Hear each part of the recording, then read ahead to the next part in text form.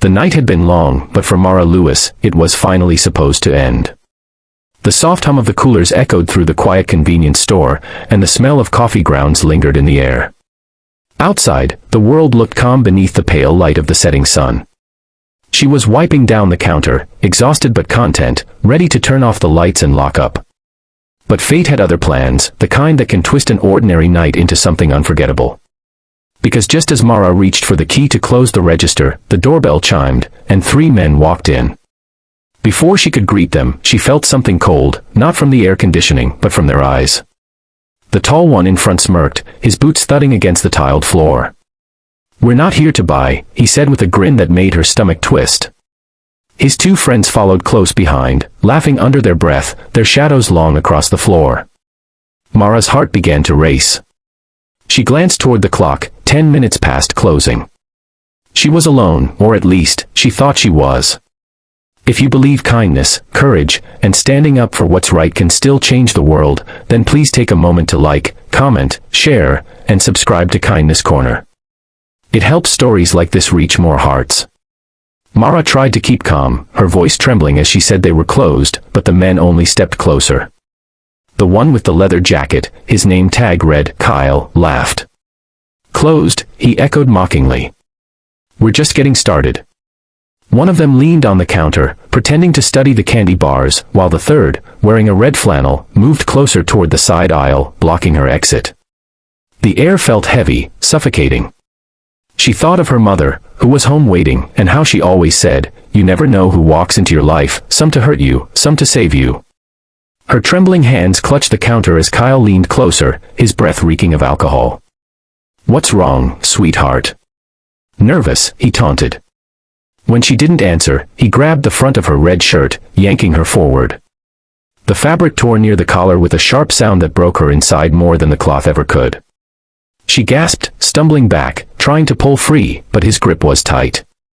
The other 2 burst into laughter, loud, mocking, cruel. "Guess we found some entertainment tonight," one sneered. Tears filled her eyes, but she fought them back. She couldn't give them that satisfaction. She tried to think, to reach for something, anything, but fear froze her in place. Then, as if the universe had heard her silent cry, a sound came from the back of the store. A soft thud. A step. And then another. The gang turned their heads, confused. Mara followed their gaze, her breath catching when she saw 3 shadows emerging slowly from between the aisles. They moved with calm precision, heavy boots echoing against the clean tiles.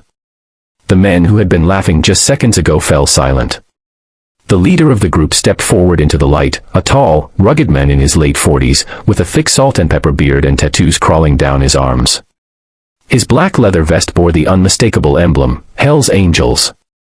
The patch on his chest read, RL.CHLLS. Behind him walked 2 others, one bald with a long dark beard, the other younger with shoulder-length hair and sunglasses perched on his head. They looked like they had seen enough of the world to recognize trouble when it showed up. Mara stood frozen behind the counter, heart pounding, as the bikers stopped a few steps away. The air between them and the gang was thick with silence. The leader's eyes, cold yet calm, locked on Kyle's hand still gripping her torn shirt. His voice came out low, steady, dangerous. "You might want to let go of that." For a second, Kyle tried to act tough. He chuckled, pretending not to care, but his voice cracked slightly. "What's it to you, old man?" The biker didn't answer. He just stepped forward, one slow, deliberate stride. His presence alone seemed to shift the air. Kyle hesitated, then finally released Mara's shirt, taking a small step back. His smirk faded. His friends went quiet, their confidence shrinking. "You boys had your fun," the biker said, his tone soft yet sharp enough to slice through the tension. "Now you're gonna walk out." Calmly. But thugs don't like being told what to do, especially by men who don't flinch. Kyle spat on the floor. "You think you can scare us?" he snapped, though his voice trembled. That was his mistake. The younger biker behind the leader cracked his knuckles. The bald one tilted his head, smirking faintly as if he'd seen this story before. The leader's eyes never left Kyle's. "No," he said, his tone calm, "I don't think." "I know." What happened next wasn't a brawl, it was a storm that lasted seconds. Kyle tried to shove the biker, but his arm was caught mid-motion. A twist, a step, a sound, and he was on the floor, groaning. The second man lunged, but the bald biker intercepted him, pushing him against the counter so hard the shelf rattled. The third thug froze completely, hands raised, backing away until he hit the door. The bell above it chimed as he ran. The others stumbled after him, shouting something no one bothered to hear.